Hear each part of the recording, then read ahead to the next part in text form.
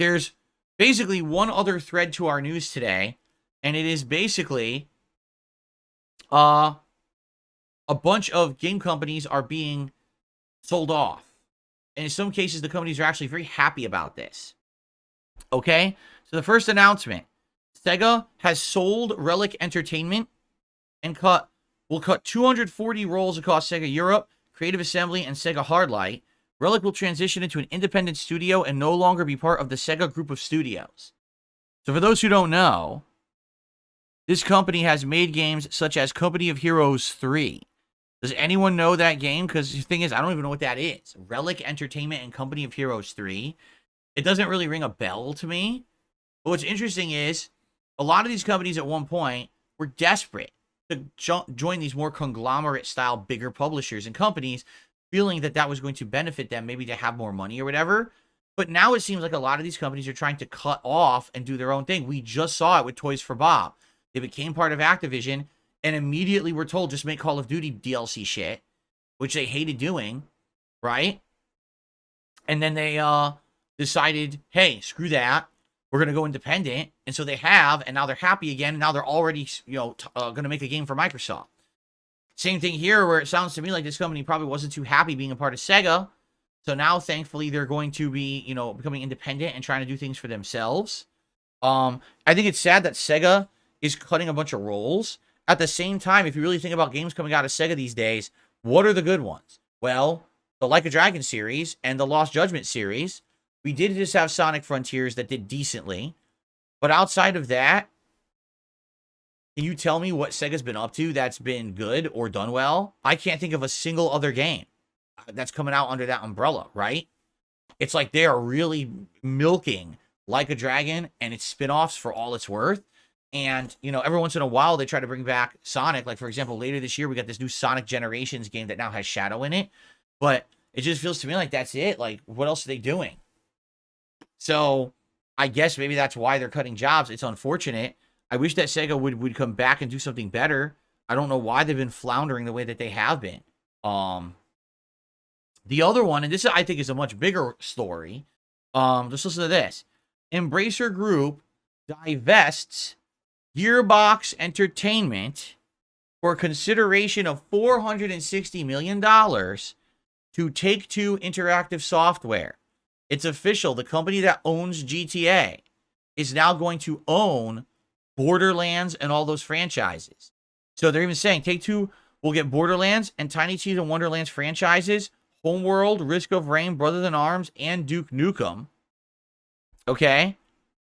So they're getting all the major stuff from the umbrella of Gearbox. They're buying it all out, and it's going to be under Take-Two now.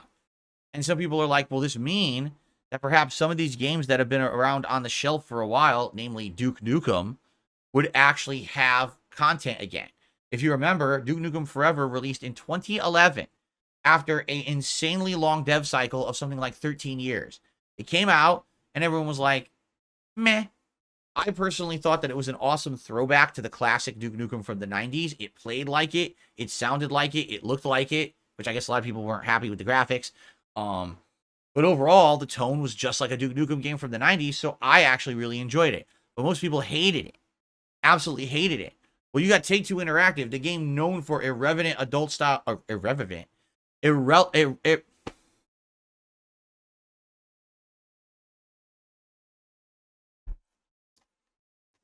Take-Two Interactive makes some immature games, right? GTA isn't known for its ultimate maturity, correct? So, does this mean that they would revive the franchise? I don't know. I guess we'll see. But it's a huge announcement because, a lot of these games are on the downturn, like Borderlands. For those who don't know, Borderlands 3 was not critically acclaimed like its previous two outings. And Tales from the Borderlands 2, the sequel to the one from Telltale before, did very poorly. Like, no one even really talked about it. It did not sell well. So the Borderlands franchise is on a downward turn. But the funny part about it is, there's a Borderlands movie coming out.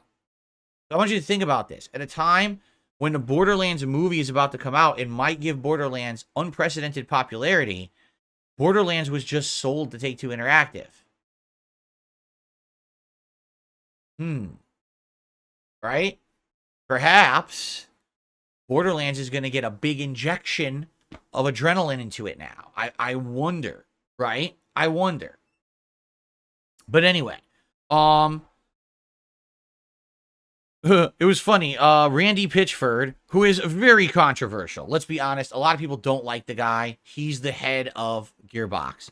Said the following: joining forces with Take-Two Interactive and 2K will help Gearbox ascend to our next level. Take-Two and 2K have demonstrated repeatedly their commitment to our engine of generating creativity, happiness, and profit. We set remarkable results with groundbreaking, record-setting games when we worked together at arm's length as partners. I'm incredibly excited about what we can accomplish now that we're fully aligned as one. So, I guess we'll see what happens here. And by the way, during all this going on, basically in the documentation, okay, it was revealed that Borderlands 4 is already in development. So Borderlands 4 is being made. How long along in the development, we don't know, but it was revealed that, yes, it's basically that's going to Take-Two now. So I guess we'll see. Do you really think that being under the umbrella of a new parent company would make things go differently? Because I'll be honest, I do think Gearbox has kind of lost its way. I think that they were doing good for a while there, and then they kind of floundered the last many years. So hopefully maybe this will bring them back in alignment with what gamers and everybody wants. I don't know.